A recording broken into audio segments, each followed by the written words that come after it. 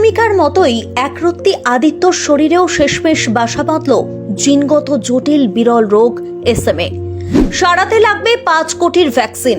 সময় আর কতদিন? যত বড় হচ্ছে আদিত্য, ভয় বাড়ছে বাবা মায়ের। বাবা হোটেল কর্মী, মা গৃহবধূ। কিভাবে নুন আনতে পান্তা ফুরানোর মতো অবস্থায় পরিবারটি 5 কোটি টাকা জোগাড় করবে? ভ্যাকসিন দিলেই কি স্বাভাবিক জীবনে ফিরবে আদিত্য? তমলুকের আদিত্যর জন্য লড়াইয়ে সামিল হন সকলে। হাত বাড়িয়ে দিন ক্রাউড ফান্ডিংয়ে। মুখ ফিরিয়ে নেবেন না। জিতে যাওয়ার লড়াইয়ে ছোট্ট আদিত্যর পাশে থাকুন। SMA-তে আক্রান্ত, স্পাইনালের অন্যতম জটিল রোগ স্পাইনাল মাস্কুলার অ্যাট্রফি টাইপ 2, একটা জেনেটিক ডিসঅর্ডার, জিনগতভাবে হয়।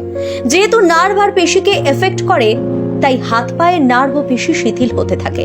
বাকি 5টা বাচ্চার মতো আদিত্য দাঁড়াতে পারে না, ছুটতে পারে না, চলতে পারে না, শ্বাসকষ্টে ভোগে। 2.5 বছর বয়স। এই বয়সে অন্য বাচ্চারা যখন স্কুলে যাচ্ছে, খেলাধুলো করছে, তখন আদিত্যকে কোলে নিয়ে চোখের জল ফেলছেন তার মা অর্চনা প্রধান। সকলের কাছে সাহায্য চাইছেন ছোট্ট আদিত্যকে স্বাভাবিক জীবনে ফিরিয়ে দেওয়ার জন্য। আদিত্যর বাবা বাপন প্রধান হোটেল বয়। একজন অতি সাধারণ হোটেল কর্মীর পক্ষে 5 কোটি টাকা জোগাড় করা দুঃসাধ্য ব্যাপার। ফলে এমন এক জটিল রোগে আক্রান্ত আদিত্যকে সুস্থ করা এখন তার বাবা মায়ের কাছে যেন একটা বিরাট বড় চ্যালেঞ্জ। তবে আশার আলো আছে, শুধু এই একটা ভ্যাকসিন, নাম রিস্টিপ্লাম, দাম 5 কোটি টাকা। আর ওই টাকা জোগাড় করতেই হিমশিম খাচ্ছে আদিত্যর পরিবার। কিন্তু তবু ছোট্ট আদিত্যকে বাঁচানোর লড়াই, স্বাভাবিক জীবনে ফিরিয়ে দেওয়ার লড়াইয়ে হার মানতে নারাজ তার বাবা মা।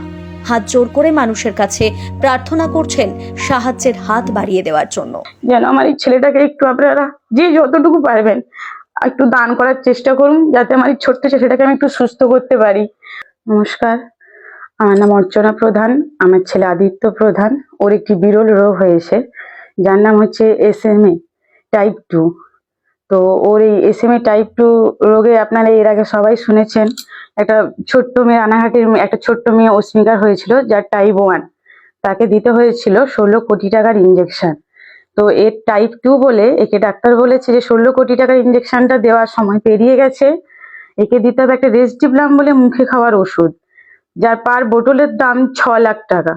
তো আমি সাধারণ মানুষকে হাত জোড় করে অনুরোধ করছি, ওনারা যেন আমাদেরকে কিছু সাহায্য করেন, আর সাহায্য করে আমার এই ছোট্ট ছেলেটাকে যেন একটু সুস্থের হাতটা বাড়িয়ে দেন।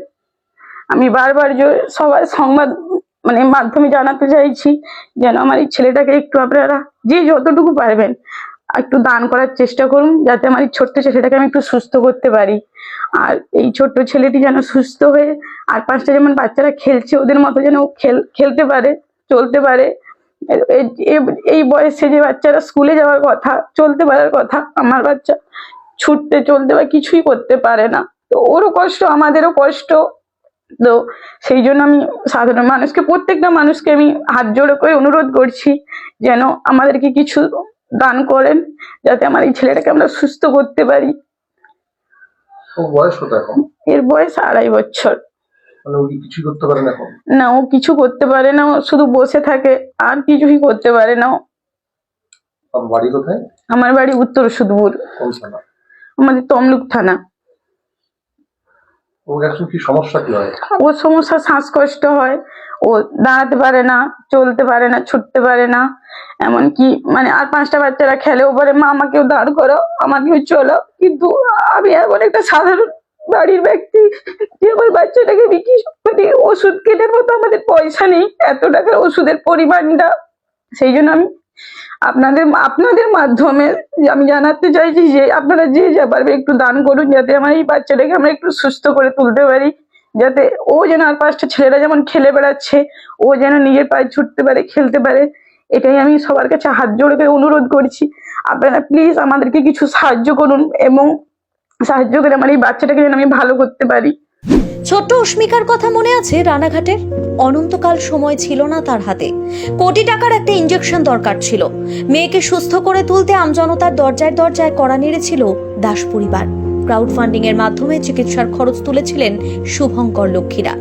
তাহলে আদিত্যর পরিবার পারবে না কেন? কেন আদিত্যর বেলায় প্রত্যেকের সাহায্যের হাত বাড়িয়ে দেবে না?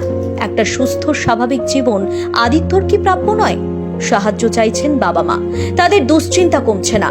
প্রতি মাসে 6 লক্ষ টাকার ওষুধ। কিভাবে সম্ভব এত খরচ টেনে নিয়ে চলা? না, কোনো মারণ রোগ নয়, কিন্তু এই জটিল রোগের চিকিৎসার খরচ কল্পনার অতীত। তাই আদিত্যর পরিবারের হয়ে প্রত্যেকের কাছে একটাই আবেদন, যে যেভাবে যতটুকু পারেন আর্থিক সাহায্য যেন করেন। তাহলেই আদিত্য ভবিষ্যতে সোনালী দিনের দেখা পাবে, উঠে দাঁড়াতে পারবে, হাঁটবে, চলবে, বাবা মায়ের মুখে হাসি ফোটাবে। জাহাঙ্গীর বাদশার রিপোর্ট, জেবি লাইভ নিউজ।